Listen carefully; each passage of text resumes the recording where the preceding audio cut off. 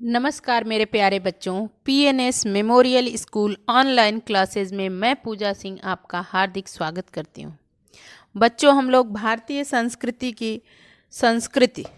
की जो रेखांकित अंशों की व्याख्या है उसको देखेंगे, लेकिन आप लोग अपनी पुरानी बुक से रेखांकित अंशों की व्याख्या अभी भी आपके क्वेश्चन बैंक में भी है और आएगा भी। ठीक है, तो इस चीज़ को आप लोग समझो कि पुरानी बुक से आएगा और ये सारे जो रेखांकित अंशों की व्याख्या मैं पुरानी बुक से ही करा रही हूँ।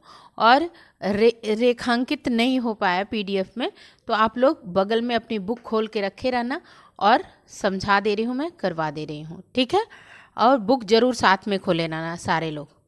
तो अगर असम की पहाड़ियों में वर्ष में 300 इंच वर्षा मिलेगी तो जैसलमेर की तप्त भूमि भी मिलेगी।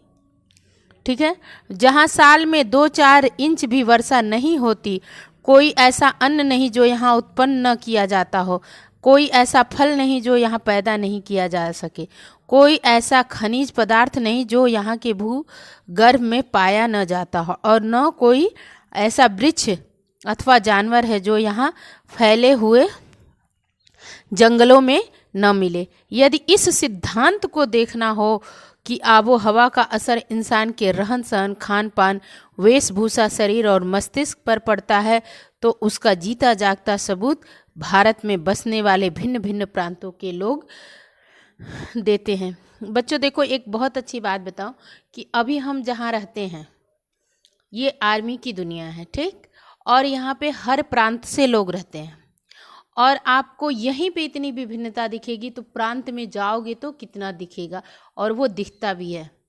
आसाम के लोग, उनके देखोगे आसामी को तो उनकी आंखें छोटी छोटी रहती हैं, नाक थोड़ी चिपटी रहती है।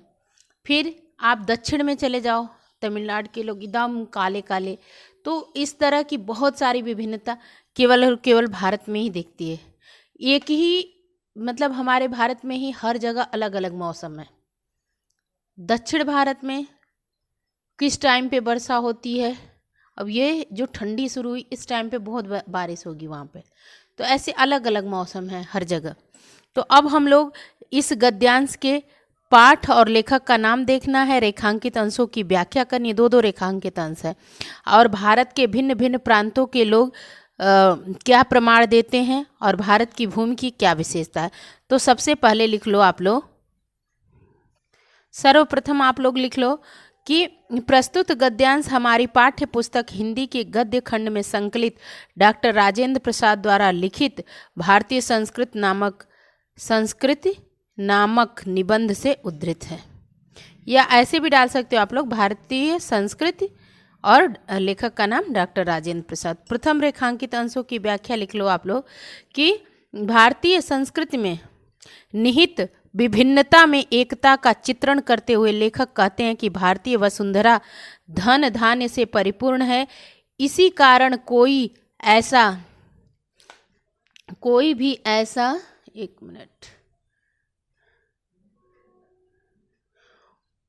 भी ऐसा अन्न या फल नहीं है जिसे यहाँ पैदा न किया जा सकता हो। भारतीय वसुंधरा के गर्भ में अनेक खनिज पदार्थ पाए जाते हैं, हर प्रकार की वनस्पति और हर प्रकार के जानवर यहाँ पाए जाते हैं। लेखक के कहने का आशय यह है कि यहाँ बहुत सी ऐसी बातें हैं जो भारत की एकता में भी अनेकता के दर्शन कराने में सत्य प्रतीत होती हैं। और दूसरे रेखांकित अंशों की व्याख्या बगल में आप लोग बुक खोले रहिएगा, ठीक है, बगल में आप लोग बुक खोले रहिएगा। लेखक डॉक्टर राजेंद्र प्रसाद जी का कहना है कि यदि किसी व्यक्ति को इस सिद्धांत को देखना है कि वातावरण का असर, मतलब जैसा वातावरण होता है वैसे वहाँ के लोग, वहाँ के बच्चे पैदा होते हैं, वहाँ के लोग रहते हैं, तो व्यक्ति के रहन सहन, खान पान, वेशभूषा, शरीर और मस्तिष्क पर कितना अधिक पड़ता है, तो उसका जीता जागता प्रमाण भारत में बसने वाले भिन्न भिन्न प्रांतों के लोग हैं, क्योंकि उन सभी का खान पान, रहन सहन, वेशभूषा भिन्न भिन्न ही है। अब देखो आपका अगला प्रश्न जो है कि भारत में भिन्न भिन्न प्रांतों के लोग क्या प्रमाण देते हैं, तो देखो कि भारत के भिन्न भिन्न भारत के भिन्न भिन्न प्रांतों में रहने वाले लोग यह प्रमाणित करते हैं कि यहाँ के वातावरण का प्रभाव यहाँ के निवासियों, उनके रहन सहन, खान पान, वेशभूषा, शरीर और मस्तिष्क पर पड़ता है। उसके बाद हमारा क्या है प्रश्न कि भारत की भूमि की क्या विशेषता है। तो भारत की भूमि की विशेषता यह है कि यहाँ सभी प्रकार के अन्न फल उत्पन्न किए जा सकते हैं। सभी खनिज पदार्थ यहाँ की भूमि में पाए जाते हैं। इसकी भूमि पर उगे जंगलों में सभी प्रकार के वृक्ष और जानवर पाए जाते हैं। ये आपका भारत के भिन्न। अब भारत की भूमि की क्या विशेषता है, और ये आपका वर्षा की विशेषता है कि असम की पहाड़ियों में 300 इंच तक वर्षा होती है। दूसरी तरफ जैसलमेर राजस्थान की भूमि पर 3 इंच भी नहीं होती। तो दो अलग अलग है, भूमि की विशेषता और वर्षा की विशेषता। ठीक है ना। अब हम लोग प्रश्न नंबर 2 क्या है देख लेते हैं। प्रश्न नंबर 2 है आपका कि भिन्न भिन्न धर्मों के मानने वाले भी जो सारी दुनिया के सभी देशों में बसे हुए हैं, यहाँ भी थोड़ी बहुत संख्या में पाए जाते हैं। जिस तरह यहाँ की बोलियों की गिनती आसान नहीं, उसी तरह यहाँ भिन्न भिन्न धर्मों के संप्रदायों की भी गिनती आसान नहीं। इन विभिन्नताओं को देखकर अगर अपरिचित आदमी घबरा कर कह उठे कि यह एक देश नहीं अनेक देशों का समूह है, तो यह एक जाति नहीं अनेक जातियों का समूह है, तो इसमें आश्चर्य की बात नहीं होगी, क्योंकि इतनी विभिन्नता है कि जो घूमेगा ना, अगर सिर्फ और सिर्फ आप ट्रेन में बैठकर वाराणसी टू कन्याकुमारी चले जाइए, या मतलब आप उत्तर भारत से दक्षिण भारत और पश्चिम से पूर्व चले जाइए, उतने से ही आपको आश्चर्य हो जाएगा। क्योंकि ऊपर देखने वाले को जो गहराई में नहीं जाता विभिन्नता ही देखने, लेकिन अंदर से क्या हम हैं, ये सब बाहरी चीज़ें, अंदर से हम क्या है, भारतीय हैं। सिर्फ और सिर्फ हम भारतीय हैं और हमारा देश प्यारा भारत है। ठीक, तो इस गद्यांश के लेखक और पाठ का नाम, तो पाठ का नाम आप लोग लिख दोगे। क्या पाठ का नाम है? भारतीय संस्कृति, और लेखक डॉक्टर राजेंद्र प्रसाद। रेखांकित अंशों की व्याख्या कर लेते हैं कि पहला जो रेखांकित अंश की व्याख्या है वो क्या है कि डॉक्टर राजेंद्र प्रसाद जी कहते हैं कि यह विश्व अनेक देशों में विभक्त है और इन सभी देशों के भिन्न भिन्न विश्व अनेक देशों में विभक्त है और इन सभी देशों के भिन्न भिन्न रीति रिवाज, संस्कृति और धर्म हैं। पूरे विश्व में इन धर्मों को मानने वाले लोग भी अलग अलग हैं। भारत की एक अपनी विशिष्टता है। यहाँ पर विश्व के सभी देशों के निवासी अथवा किसी भी धर्म को मानने वाले व्यक्ति कम संख्या में ही सही लेकिन मिल अवश्य जाएंगे। जिस प्रकार भारत के विभिन्न प्रांतों, जनपदों और ग्रामों में बोली जाने वाली बोलियों की गणना करना अत्यधिक कठिन है, उसी प्रकार इस भारत भूमि पर निवास करने वाले लोगों के भिन्न भिन्न धर्म और इन धर्मों के भी कई कई संप्रदायों की गणना करना भी निश्चित ही मतलब कठिन कार्य है। निश्चित ही आसान कार्य नहीं है, मतलब कठिन कार्य है। अब आप लोग दूसरा रेखांकित अंशों की व्याख्या लिख लीजिए कि डॉक्टर राजेंद्र प्रसाद जी कहते हैं कि भारत भूमि की इतनी विभिन्नताओं को देखकर दूसरे देशवासी या ऐसे व्यक्ति जो यहाँ के मौलिक स्वरूप से अनभिज्ञ हैं घबरा जाते हैं और कह बैठते हैं कि भारत तो एक देश है ही नहीं, वरना यह तो वर्ण चाहिए, यह तो अनेक देशों का समूह है। यहाँ के निवासी भी किसी एक जाति के नहीं वरन अनेक जातियों के हैं। दूसरे देशवासियों की इस प्रकार की बातों में आश्चर्य करने योग्य कुछ भी नहीं है, क्योंकि वे इस देश को ऊपर ही ऊपर अर्थात सतही दृष्टि से देखते हैं, ऊपर ही देखते हैं, इसकी गहराई में नहीं जाते। वे इस बात की गहराई में नहीं उतरते कि निश्चित ही ऐसे लोगों को भारत में विभिन्नता अर्थात अनेकता ही नजर आएगी। अब आपका जो अगला प्रश्न क्या है कि भारत के संबंध में कौन सी बात आश्चर्य की नहीं है, तो कौन सी बात आश्चर्य की नहीं है, चलिए देख लेते हैं कि भारत एक देश नहीं वरन अनेक देशों का समूह है। यहाँ एक जाति के लोग नहीं रहते वरन अनेकानेक जातियों के लोग निवास करते हैं।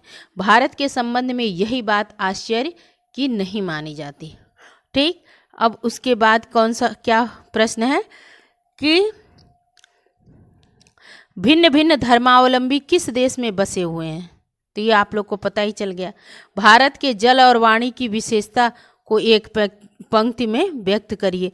तो ये भी आप लोग जान गए हैं कि भिन्न भिन्न धर्मों को मानने वाले भले ही कम संख्या में हों, लेकिन भारत में विश्व के सभी धर्मों को मानने वाले पाए जाते हैं।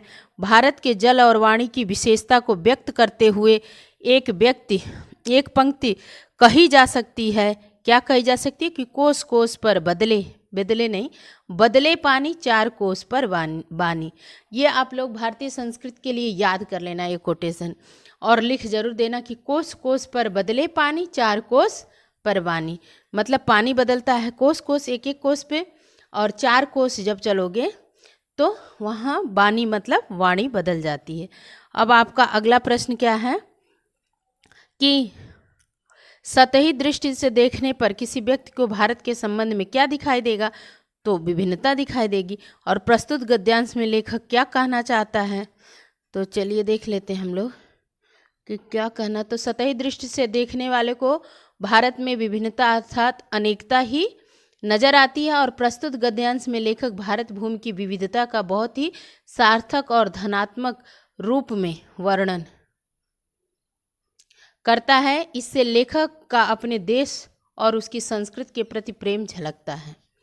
अब हमारा अगला क्या है, प्रश्न 3, कि इस पर विचार करके देखा जाए तो इन विभिन्नताओं की तह में एक ऐसी समता और एकता फैली हुई है जो अन्य विभिन्नताओं को ठीक उसी तरह पिरो लेती है और पिरोकर एक सुंदर समूह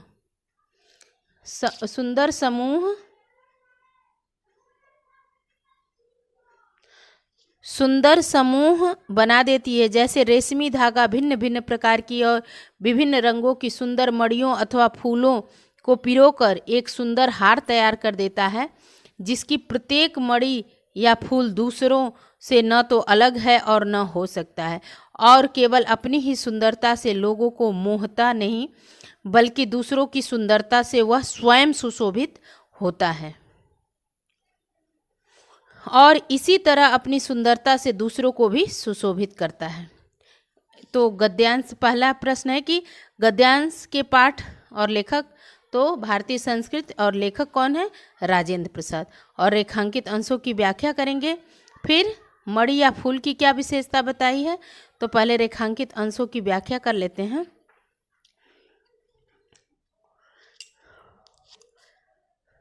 कि डॉक्टर राजेंद्र प्रसाद जी कहते हैं कि हमारे देश की संस्कृति में अनेक विविधताएं हैं तो हैं, पर ये सभी विविधताएं बाहरी दृष्टि से देखने पर ही प्रतीत होती हैं।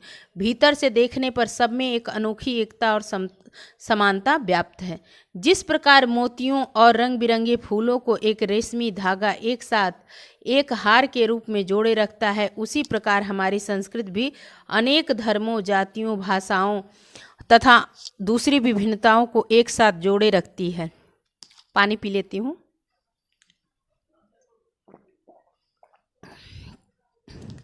जोड़े रखती है। एकता के इस धरातल पर हम सब केवल भारतीय रह जाते हैं।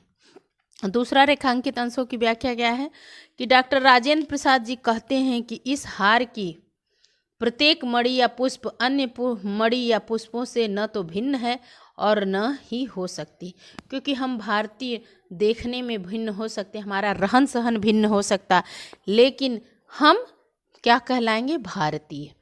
और हम दिल से एक दूसरे से जुड़े हुए हैं। ये हार या पुष्प अपनी सुंदरता से ही दूसरों को नहीं लुभाते, वरन दूसरों की सुंदरता से खुद सुशोभित भी होते हैं। तात्पर्य यह कि जिस प्रकार माला के फूल अपने सौंदर्य से दूसरे को मोहित ही नहीं करते, अपितु दूसरे के गले में डाले जाने पर उनको सुशोभित भी करते हैं, इसी प्रकार हमारे देश की धार्मिक, भाषाई, जातिगत विभिन्नता स्वयं तो सुशोभित होती ही हमारे देश को भी सुशोभित करती है। अब हमारा प्रश्न क्या है कि मणि या फूल की क्या विशेषता बताई गई है। तो मणि या फूल की विशेषता लिख लीजिए आप लोग कि प्रस्तुत गद्यांश में मणि या फूल की विशेषता के रूप में कहा गया है कि ये केवल अपनी सुंदरता से ही लोगों को मोहित नहीं करते, वरन दूसरों की सुंदरता से स्वयं भी सुशोभित होते हैं। फिर क्या है कि विभिन्नताओं की तह में फैली एकता किस प्रकार की है, किस प्रकार की है, कर लेते हैं कि विभिन्नताओं की तह में फैली एकता उस रेशमी धागे के समान है जो विभिन्न प्रकार की मणि मुक्ताओं और फूलों को अपने में गूंथ कर एक हार, हो नहीं करना, ये टाइप मास्टर जो मेरे हैं ना वो कर दिए हैं, हार बना देता है। उसके बाद क्या है, तीसरा प्रश्न कि भारतीय संस्कृति के विषय में कुछ पंक्तियाँ लिखनी है आपको। तो आप लोग को बताना तो नहीं पड़ेगा क्योंकि इतना पढ़ लिया आप लोग कि भारत और भारतीय संस्कृति के विषय में कहा जाता है कि हिंदू, मुसलमान, पारसी, सिख, ईसाई आदि सभी इसी देश में रहने वाले हैं। अनेक मंदिर, मस्जिद, गुरुद्वारे आदि अलग अलग हो सकते हैं, परंतु भारत रूपी जो बड़ा मंदिर है वह सबका है।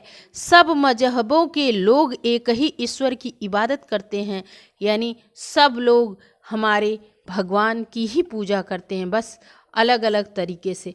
कविवर द्वारिका प्रसाद माहेश्वरी ने भी ऐसे ही भाव व्यक्त किए हैं कि हम सब सुमन एक उपवन के, हम सब सुमन एक उपवन के। चौथा हमारा रेखांकित अंश क्या है देख लेते हैं हम लोग कि यह केवल एक काव्य की भावना नहीं है बल्कि एक ऐतिहासिक सत्य है जो हजारों वर्षों से अलग अलग अस्तित्व रखते हुए अनेकानेक जलप्रपातों और प्रवाहों का संगम स्थल बनकर एक प्रकांड और प्रगाढ़ समुद्र के रूप में भारत में व्याप्त है, जिसे भारतीय संस्कृति का नाम दे सकते हैं। इन अलग अलग नदियों के उद्गम भिन्न भिन्न हो सकते हैं और रहे हैं। इनकी धाराएं भी अलग अलग बहती हैं और प्रदेश के अनुसार भिन्न भिन्न प्रकार के अन्न, फल, फूल पैदा करती रहती हैं, पर सब में एक ही शुद्ध, सुंदर, स्वस्थ और शीतल जल बहता रहा है जो उद्गम और संगम में एक ही हो जाता है। तो प्रस्तुत गद्यांश के पाठ और लेखक का नाम तो भारतीय संस्कृति और डॉक्टर राजेंद्र प्रसाद। रेखांकित अंशों की व्याख्या कर लेते हैं आप लोग कि लेखक का कथन है, हेडिंग डाल लीजिए आप लोग, प्रथम रेखांकित अंश की व्याख्या। लेखक का कथन है कि भारतीय संस्कृति की समता फूलों की माला से करना तथा यहाँ की भाषाओं और जातियों का रंग बिरंगे फूल कहना केवल काव्य की कल्पना नहीं है, काव्य की कल्पना नहीं है, वरन यह एक यथार्थ है, एक ऐतिहासिक सत्य है। जिस प्रकार हजारों वर्षों से प्रवाहित होते आ रहे झरने और नदियों के उद्गम अलग अलग होने पर भी उनका जल दूर दूर से आकर सागर में समा जाता है, जो उनका मिलन स्थल होता है, उसी प्रकार भारत में भी विभिन्न धर्म, विचारधारा और जाति रूप झरने हजारों वर्षों से आकर मिले हैं, जिससे एक विस्तृत और सागर के समान ही एक गहन गंभीर भारतीय संस्कृति का निर्माण हुआ है। जाति रूपी झरने मतलब तरह तरह के विचारधारे सब झरने की तरह आकर और फिर मिले हैं, तो एक विस्तृत सागर के समान गहन गंभीर भारतीय संस्कृति का निर्माण हुआ है।